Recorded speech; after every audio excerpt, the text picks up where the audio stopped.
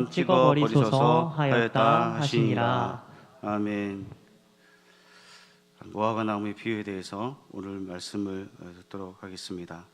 오늘 말씀의 제목은 그대로 두소서라는 제목입니다.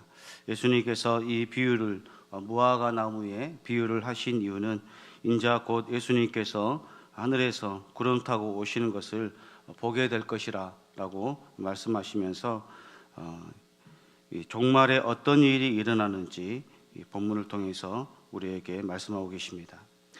무화과 나무의 비유를 통해서 영적 교훈 세 가지를 생각해 보겠습니다. 첫째는 가지가 연하해지고 잎사귀를 내면 여름이 가까웠다라고 말씀하십니다.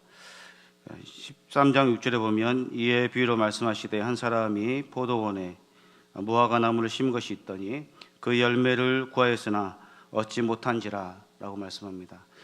이 말씀과 병행하는 말씀의 구절이 마태복음 24장 32절에서 33절에 보면 이렇게 나오고 있습니다. 무화과 나무의 비유를 배우라. 그 가지가 연하해지고 잎사귀를 내며 여름이 가까운 줄 아느니 이와 같이 너희도 이 모든 일을 보거든 인자가 가까이 곧 문 앞에 이룬 줄 알라 라고 말씀하십니다. 예수님께서는 이 비유를 사용해서 자신이 예언한 사건의 발생 시기를 묻는 제자들의 질문에 대답하셨습니다. 팔레스타인에 사는 사람이라면 누구나 무화과 나무의 가지와 잎사귀를 보고 언제쯤 여름이 될지를 알았습니다. 감람산은 무화과 나무로 유명했습니다. 무화과 나무는 종종 6m에서 9m까지 자랐습니다. 무화과 나무는 겨울이 되면 잎이 모두 떨어졌다가 봄이 되면 수액이 올라와 가지가 부드러워지고 잎을 내기 시작하였습니다. 그렇기 때문에 이 무화과 나무의 가지가 부드러워지고 또 잎이 나오면 여름이 멀지 않았다는 사실을 유대인들과 모든 사람들은, 팔레스타인 사람들은 쉽게 다 알 수 있었습니다. 예수님께서 무화과 나무로 자신이 다시 재림하실 것을 말씀하신 이유가 무엇일까요? 그것은 세상의 종말에는 인자 곧 예수님께서 세상의 재판장으로 오신다는 것을 말씀하기 위해서입니다. 우리는 이 땅 가운데 살아가면서 하루하루 살아가면서 우리는 종말에 대해서 생각하지 않고 살아갑니다. 사실 내일 죽을 것이라고 생각하고 살아가는 사람은 없겠죠. 그렇기 때문에 우리는 그냥 하루하루 하나님께서 오늘도 내 생명을 살려주셨구나 라는 그런 생각 가운데 살아가야 함에도 불구하고 그런 생각조차도 우리 가운데 없다는 것이 또 안타까운 현실이 아닐 수 없습니다. 그런데 예수님께서는 세상의 마지막에 재판장으로 이 세상에 오신다라고 분명히 우리에게 말씀하고 있습니다. 인생에도 종말이, 개인의 종말이 있고 인류도 반드시 종말이 있다라고 말씀합니다. 그러므로 이와 같이 너희도 이 모든 일을 보거든 인자가 가까이 문 앞에 이룬 줄 알라라고 말씀하고 계십니다. 이 모든 일에 해당하는 헬라어는 판타타우타라는 헬라어인데 예루살렘 성전의 파기와 마지막 때의 징조들을 가리키는 단어입니다. 사람들이 무화과 나무의 가지가 부드러워지고 잎이 나오는 것을 보면서 여름이 다가왔다는 것을 알 수 있듯이 제자들은 앞서 언급된 징조들 4절에서 28절을 볼 때 마지막 때가 되었음을 깨달았습니다.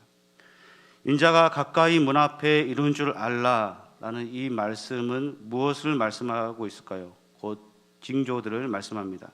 그 징조가 무엇입니까? 29절에서 30절에 보면은 그날 환난 후에 즉시 해가 어두워지며 달이 빛을 내지 아니하며 별들이 하늘에서 떨어지며 같이 있습니다. 하늘의 권능들이 흔들리리라. 그때 인자의 징조가 하늘에서 보이겠고 그때 땅의 모든 족속들이 통곡하며 그들이 인자가 구름을 타고 능력과 큰 영광으로 오는 것을 보리라. 아멘. 땅의 모든 족속들이 이날에 통곡을 한다라고 말씀하고 있습니다. 왜 통곡을 할까요? 준비하지 못했기 때문에 인자가 예수님께서 오시는 것을, 세상에 종말이 있다는 것을 알지 못하고 준비하지 못했기 때문에 또 자신들의 영혼이 지옥에 간다는 것을 깨닫고 알기 때문에 그때 당시 예수님께서 오시면은 땅을 치고 후회하며 통곡을 한다라고 말씀하고 있습니다. 그들이 인자가 예수님이 구름 타고 능력과 큰 영광으로 오는 것을 인류의 모든 사람들이 다 보게 되는 그날이 오게 된다라고 말씀하고 있는 것이죠. 예수님께서는 마지막 때의 현상들을 말씀하셨습니다. 환난 후라는 것은 무엇을 말씀하는 것일까요? 그것은 하늘에 나타날 징조들을 말씀합니다. 그 징조들은 모두 네 가지입니다. 첫째는 해가 어두워진다. 해가 어두워짐입니다. 이는 72역에 보면 이사야 13장 10절에 해가 어두우며와 병행을 이루고 있는 이 구절입니다. 둘째는 달이 빛을 내지 아니하며입니다. 이는 여기서 72역에 보면 13장 10절에서 달이 그 빛을 비치지 아니할 것을 이 말씀과 병행을 이루고 있습니다. 또한 셋째, 별들이 하늘에서 떨어진다라고 말씀합니다. 이 말씀 동안 이사야 13장 10절에서 보면 하늘의 별들이 떨어진다라고 말씀하고 있는 것을 암시적으로 병행뿐만 아니라 또 이사야 34장 4절에서 하늘의 만상이 사라지고 이 말씀과 또 병행을 이루고 있음을 찾아볼 수 있습니다. 네 번째는 하늘의 권능이 흔들리리라라는 말씀입니다. 이는 72역에서 요엘에서 2장 10절에서 하늘이 떨미와 병행을 이루는 말씀입니다. 단지 차이가 있다면 권능들이 빠져 있다는 것으로 이 하늘의 권능들은 천사와 같은 영적인 존재들을 가리키는 것이 아니라 앞에서 언급된 세 가지, 즉 해와 달과 별들을 가리키는 것으로 보는 것이 맞습니다.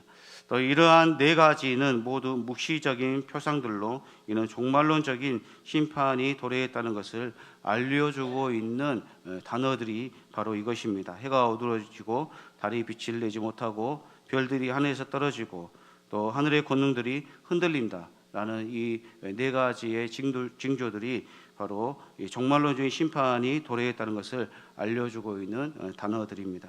따라서 큰 환란이 있은 다음에 곧 바로 하나님의 종말론적인 심판이 임하게 된다는 것을 본문에서 말씀하고 있습니다. 그래서 흥미로운 사실은 예수님이 십자가 위에서 돌아가실 때도 이와 같은 현상들이 일어났다는 것입니다. 예수님께서 운명하실 때 해가 어두워지고 또 지진이 나고 그런 현상들이 있었습니다. 그래서 예수님이 십자가에 달리셨을 때 6시부터 9시, 즉 정오부터 오후 3시까지 계속해서 어둠이 내렸습니다. 해와 달과 별들은 모두 하나님이 창조하신 것이고 하나님의 주권하에 있는 피조물이 바로 이 자연입니다. 그러기에 메시아이신 예수님이 십자가에 달려 돌아가실 때 일시적이나마 그 본래의 기능을 상실하였던 것입니다. 인자 되신 예수님이 세상의 체계를 끝내시기 위해서 이 세상에 다시 강림하셔서 하나님의 왕되심을 만천하에 드러낼 때 그것들은 자기들의 권능을 잃어버리게 됩니다. 여기서 그것들은 바로 해와 달과 별들인 것이죠. 여러분, 우리는 지금 종말의 시대를 살아가고 있습니다. 지금 우리가 살아가고 있는 지구촌의 환경은 코로나로 인하여서 수만 명의 생명이 목숨을 잃고 있는 상황에 놓여져 있습니다. 미국은 전 국민의 80%가 이미 예방접종이 끝났고 또 어린이와 유아들만 예방접종을 하지 않는 상태로 또 남아있다라고 합니다. 사실 이렇게 예방접종을 하면 효과는 있습니다. 그러나 예수님의 종말의 시간을 멈추게 하거나 늦추게 하거나 오지 않게 할 수는 없습니다. 예수님께서는 이 일이 반드시 일어날 것이라고 본문에서 말씀하십니다. 35절을 보면 천지는 없어질지언정 내 말은 없어지지 아니하리라 라고 말씀합니다. 그리고 예수님께서는 그날과 그때는 아무도 모른다라고 말씀합니다. 문자적으로 그날과 그 시간을 뜻하는 것으로 인자 되신 예수님의 결정적인 강림을 나타내는 구체적인 날짜와 시간을 말씀하고 있습니다. 그날과 그 시간은 하늘의 천사들도 모르고 심지어 마지막 날에 강림할 아들이신 예수님조차도 모른다라고 말씀하고 있습니다. 그날과 그 시간을 아시는 분은 오직 하나님 한 분만 예수님께서 이 땅에 재림하실 날을 안다라고 말씀하고 있습니다. 하나님만 아시는 것은 여호와의 아시는 날이 있으리니라고 스가랴서 14장 17절을 인용한 말씀입니다. 둘째로는 그날은 노아의 때와 같은 현상이 일어납니다. 우리 13장 본문 13장 7절에서 8절 같이 읽겠습니다. 시작. 포도원지기에게 이르되 내가 3년을 와서 이 무화과 나무에서 열매를 구하되 얻지 못하니 찍어버리라. 어찌 땅만 버리게 하겠느냐. 대답하여 이르되 주인이여 금년에도 그대로 두소서. 내가 두렵하고 걸음을 줄이니. 아멘. 본문 37절에서 41절까지는 세 가지 경우를 말씀하고 있습니다. 첫째는 노아의 홍수를 예로 말씀하고 있습니다. 둘째는 두 사람이 밭을 갈고 있는 상황을 말씀합니다. 셋째는 두 여자가 맷돌질을 하고 있는 상황을 말씀합니다. 첫째 상황은 노아 시대의 사람들은 마지막 홍수가 나기까지 방주에 오르지 않았습니다. 그들은 노아의 외침과 120년 동안 시간을 노아가 그렇게 주었지만 끝까지 시집가고 장가가고 놀고 마시고 더러운 행함과 또 타락한 생활을 일삼으며 죄인지도 모르고 즐기고 또 즐기며 그렇게 자기 향락을 누리며 살았습니다. 그들은 세상이 종말이 임하여도 전혀 긴장감도 없었고 관심조차 없었습니다. 자신들의 목숨이 죽는 줄도 모르고 있었습니다. 노아 시대의 사람들은 전혀 사람들 앞에 닥친 하나님의 심판을 생각하지 않고 자신들의 삶을 누리고 즐기는데 만족하였습니다. 그들은 예민하게 그 날들에 대해서 예비하지 못했습니다. 도리어 일상생활로 무디어져 하나님의 심판을 망각하며 살았습니다. 그들은 노아가 방주를 짓는 것을 보았지만 노아의 행위를 비웃으며 조롱하며 놀려댔습니다. 그들은 당대의 의인이며 하나님의 계시를 받은 노아가 방주를 짓는 것에 전혀 관심도 기울이지 않았고 또 그 의미도 알지 못했습니다. 그러나 그들의 생각과 상관없이 갑자기 홍수가 나서 죽게 될 때까지 그들은 그저 일상생활에 빠져 화가 미치는 그런 상황 속에서도 그 의미조차도 알지 못했습니다. 인자의 임함은 즉 파르시아와도 같습니다. 사람들은 주님이 강림하신다는 약속도 망각한 채 천지 만물이 심판 당하는 일은 창조 아래 없었기 때문에 있을 수 없는 일이라고 그렇게 망각하며 그들은 살아가고 있습니다. 오늘날도 이와 같은 똑같은 현상이 있지는 않는지 우리가 생각해 보게 됩니다. 노아의 시대에도 시집가고 장가가고 요즘 시대도 시집가고 장가가고 먹고 마시고 즐기고 그럼에도 불구하고 아무리 강단에서 복음을 외치고 아무리 기독교 방송이나 이런 것에서 이렇게 복음이 흘러가도 예수 믿는 사람 믿고 안 믿는 사람은 절대 믿지 않는다는 것이죠.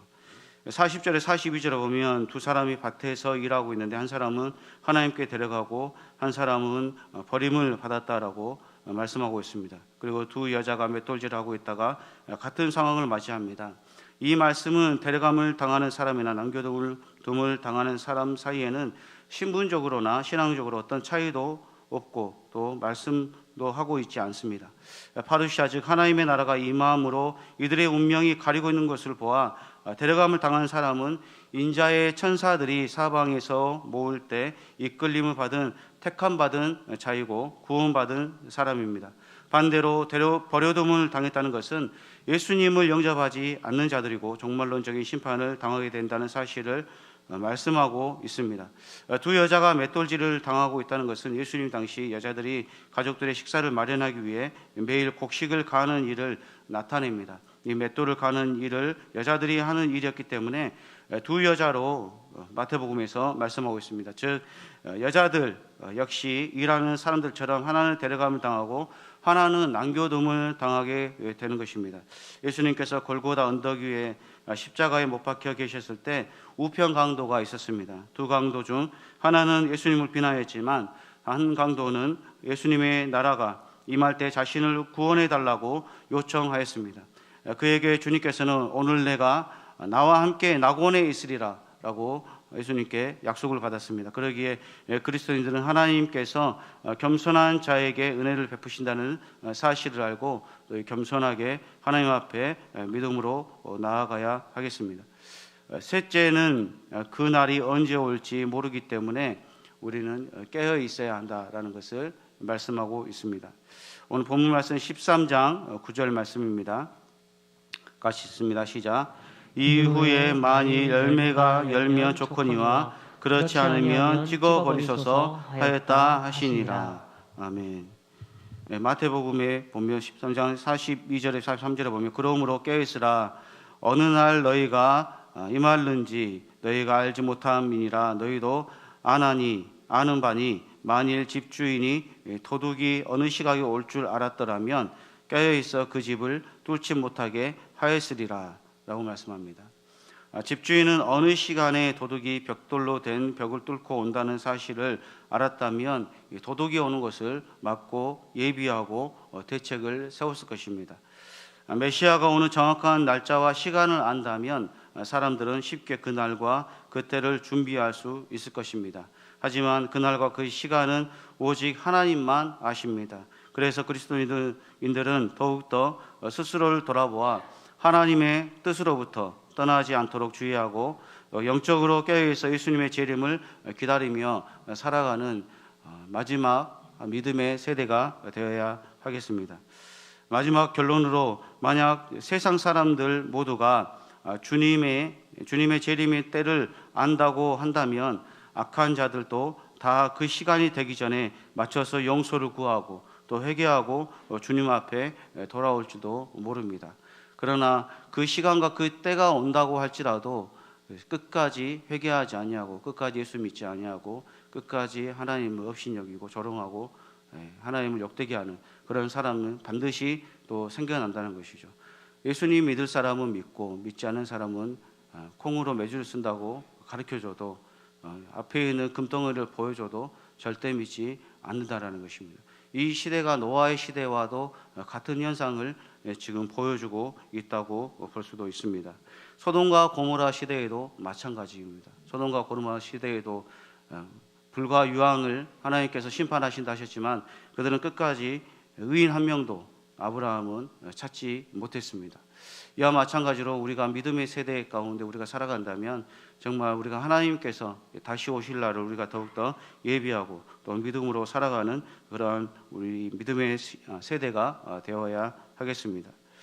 우리가 끝까지 믿음의 세대를 살아가는 것, 하나님 앞에 우리가 믿음으로 살아가는 것은 무엇이냐? 바로 우리가 끝까지 믿음의 경주를 통해서 내 신앙과 믿음을 지키기 어려운 시대 가운데 믿음을 지키는 것입니다. 끝까지 오래 버티는 자가 승리하는 것이죠. 마라톤도 끝까지 달리는 자가 등수에 상관없이 이기는 것입니다. 사실 1등하면 좋죠. 1등하면 금메달도 받고 노후 보장도 되고 그렇지만 꼭 그렇지 않다 하더라도 자기와의 싸움에서 승리하는 것입니다. 신앙생활은 어떻게 보면 예수님을 믿지만 우리와 나의 내면의 잘못된 신앙과 또 잘못된 습관과 잘못된 그런 것들을 우리가 더욱더 그리스도 안에서 그리스도를 닮아가는 방향으로 우리가 스스로를 쳐서 복종시켜서 나아가는 것은 아닌가라고 생각해 봅니다. 에베소서 4장 23절에서는 옛 구스를 벗어버리고 새로운 사람, 새 사람을 입으라 라고 말씀하고 있습니다. 우리는 새로운 피조물이고 새로운 삶을 살아가는 새로운 사람들이 되었는 줄로 믿습니다. 그런데 우리는 여전히 이 세상 가운데 하나님께서 예수 그리스도께서 재림하시기 전까지 사단에게 이 세상의 권세를 맡겨놓으셨기 때문에 우리는 사단과의 전쟁에서 날마다 싸울 때 이기기도 하고 지기도 합니다. 그렇지만은 하나님의 사람들, 믿음의 사람들은 진다고 해서 지는 것이 아니라 예수님께서 2000년에 승리하셨기 때문에 우리는 승리의 자리에서 싸우는 것이고 마침내 반드시 우리는 믿음의 반석 위에 서게 되는 그날을 맞이하게 될 것입니다. 우리의 신앙생활은 점진적으로 이루어지는 점진적 성화 가운데 있습니다.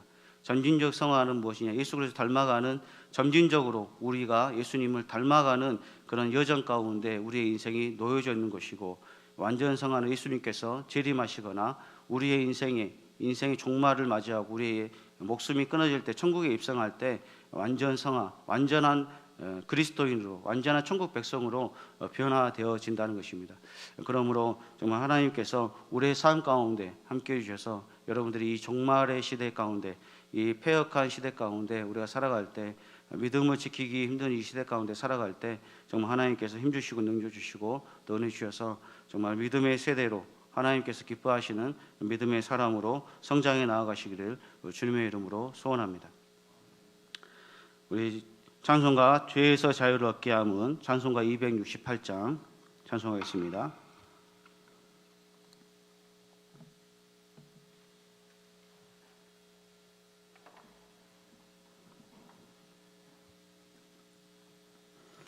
부치면서 찬송하겠습니다. 죄에서 자유를 얻게 함은 보혈의 능력 주의 보혈 시험을 이기고 승리하니 참 놀라운 능력이로다. 주의 보혈 능력이 또다. 주의 피 믿으오. 주의 보혈 그 어린 양의 매우 귀중한 피로다. 육체의 정욕을 이길 힘은 보혈의 능력 주의 보혈 정결한 마음을 얻게 하리 참 놀라운 능력이로다. 조금 빠르게 하겠습니다. 주의 보혈 능력이 또다. 주의 피 믿으오. 주의 보혈 그 어린 양의 매우 귀중한 피로다.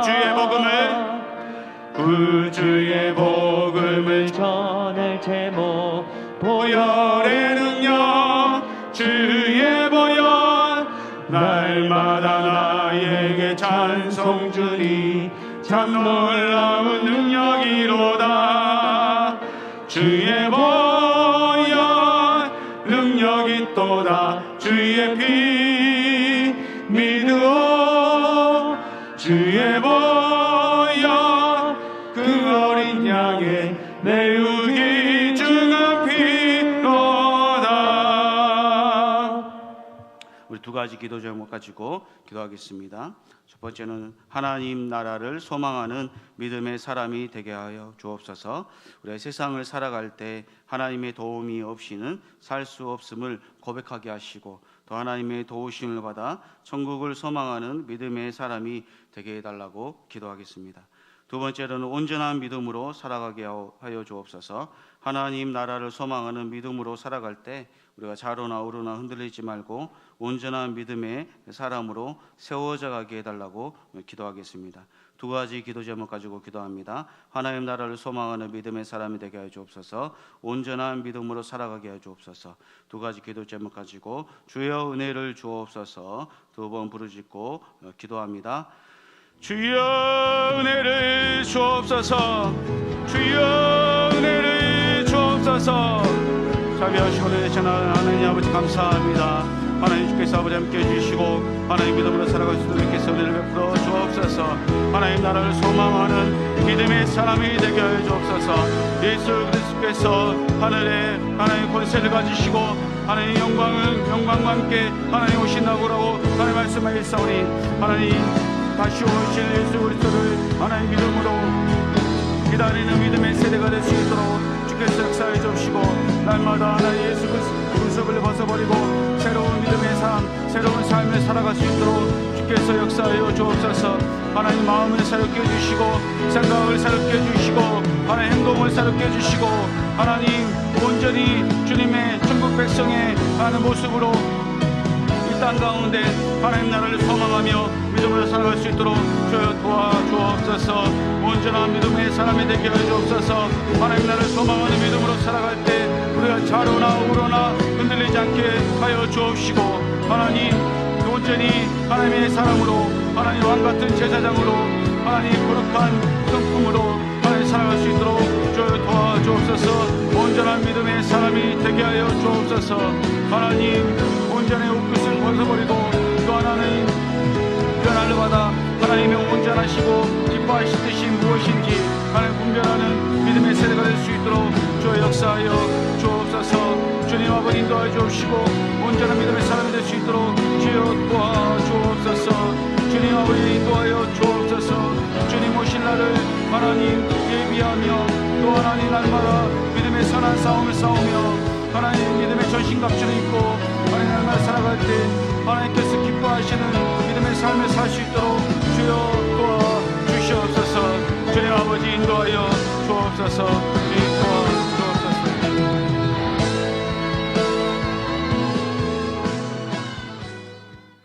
사랑과 은혜가 풍성하신 하나님, 우리가 세상의 풍조와 징조에 따라 우리의 믿음이 흔들리지 않게 하시고 온전히 하나님만 바라보는 믿음으로 살아갈 때 세상의 모든 시험들을 능히 믿음으로 이겨내는 믿음의 권속들이 되게 하여 주옵소서. 이 모든 말씀 우리 주 예수 그리스도 이름으로 기도합니다. 아멘.